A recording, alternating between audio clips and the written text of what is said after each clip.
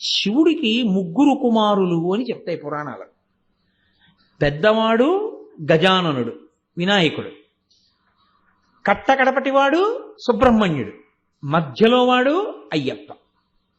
ఇందులో మీరు కొంచెం జాగ్రత్తగా పరిశీలించండి.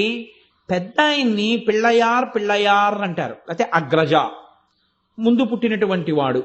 గజానన సుముఖస్యైకదంతస్య కపిలో గజకర్ణక లంబోదరస్య వికటో విఘ్నరాజో గణాధిప ధూమకేతుర్గణాధ్యక్ష పాలచంద్రో గజానన వక్రతుండ శూర్పకర్ణో హేరంబ స్కందపూర్వజ స్కందుడికి ముందు పుట్టినవాడు. అయ్యప్ప కన్నా అన్న శబ్దం అక్కడ వేరు.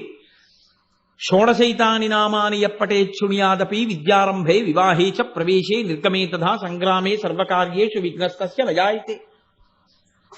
కానీ ఆయనకి గజాననుడు అని పేరు, లేదా పరమశివుని యొక్క కుమారులలో పెద్దవాడు అని పేరు. పరమశివుని యొక్క కొడుకు అన్న సంబోధన కుమరన్, కుమారా అన్న శబ్దం ఒక్క సుబ్రహ్మణ్యుడు. ఈ ఇద్దరికీ లేనిది శివుడి యొక్క కుమారులలో ఆర్యన్ ఒక్క అయ్యప్ప స్వామికి. ఆర్యన్ అంటే పూజింపదగినవాడు. ఎందుకని ఆయన పూజింపదగిన వాడయ్యాడో తెలుసా అండి?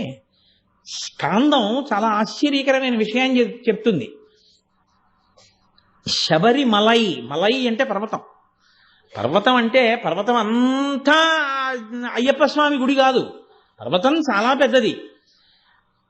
శబరిమలై, శబరిగిరి మీద అయ్యప్ప స్వామి వారి యొక్క గుడి ఉండేటటువంటి ప్రత్యేకమైన ఆ ప్రదేశాన్ని ఆర్యకావు అని పిలుస్తారు.